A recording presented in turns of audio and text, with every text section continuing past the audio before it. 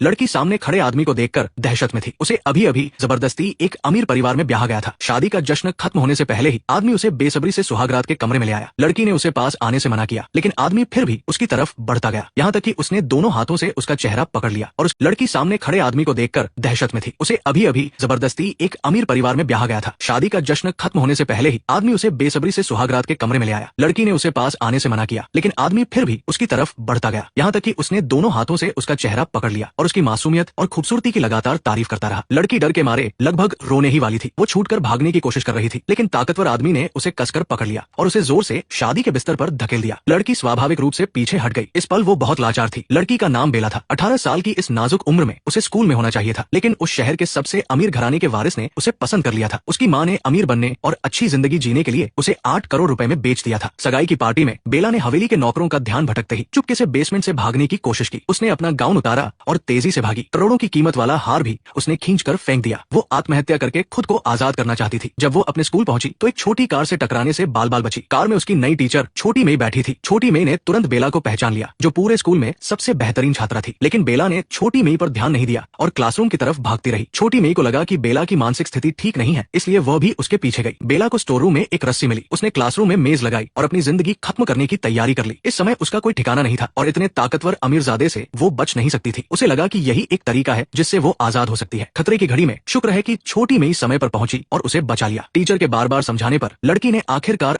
हत्या का विचार छोड़ दिया। उसने रोते हुए टीचर को सब कुछ बताया। दरअसल बेला एक गरीब परिवार से थी। 18 साल की होते ही उसकी माँ ने उसे 8 करोड़ में अमीरजादे को बेच दिया था, लेकिन वो अमीरजादा मानसिक रूप से बीमार था। उसने टीचर से कहा कि उसका सपना डॉक्टर बनने का था, जो अब टूट चुका है। वो घर भी नहीं जा सकती थी, इसलिए बेसहारा होकर उसने मरना चाहा। छोटी मेई बेला को अपने स्कूल के हॉस्टल के कमरे में ले आई और उसे वहाँ रखने का फैसला किया, लेकिन कुछ ही देर में अमीरजादा लोगों को लेकर वहाँ पहुंच गया। वो स्कूल के नीचे जोर जोर से बेला का नाम चिल्ला रहा था। इस पर बेला डर से कांपने लगी। छोटी मेई ने खिड़की से नीचे देखा। पूरा लॉन अमीरजादे के आदमियों से भरा था। बेला ये देखकर पूरी तरह घबरा गई। वो अमीरजादे से शादी करके वापस नहीं जाना चाहती थी। छोटी मेई ने वादा किया कि वो हर हाल में बेला की मदद करेगी। दूसरी तरफ अमीरजादा स्कूल के क्लासरूम में गया और उसे बेला की बालों की क्लिप मिली। वो समझ गया कि वो ज्यादा दूर नहीं गई है। उसने तुरंत बाहर भागकर अपने आदमियों को आसपास के इलाके में पूरी तरह तलाशी लेने का आदेश दिया। थोड़ी ही देर में अमीरजादे की मां लोगों के साथ टीचरों के हॉस्टल पहुंची। छोटी मेई तुरंत उनसे निपटने के लिए नीचे चली गई। खुशकिस्मती से उन्हें बेला नहीं मिली। अमीरजादे के लोगों के जाने के बाद नतीजतन छोटी मेई ज्यादा दूर नहीं जा पाई कि अमीरजादे की कार ने उनका रास्ता रोक दिया। अमीरजादा सचमुच एक पागल था। वो जोर जोर से कार की खिड़की पर मारने लगा। जब छोटी मेई ने दरवाजा नहीं खोला तो उसने अपने आदमियों से बेसबॉल बैट लाने को कहा। एक ही बार में उसने छोटी मेई की कार की पीछे वाली खिड़की तोड़ दी। जब वो और तोड़ने वाला था तभी बेला पीछे की सीट से भागकर बाहर आई। छोटी मेई ने उसे बचाने की पूरी कोशिश की, लेकिन वो अमीरजादे और उसके आदमियों का मुकाबला कैसे कर सकती थी। आखिरकार बेला को जबरदस्ती ले जाया गया। जाते जाते अमीरजादे की मां ने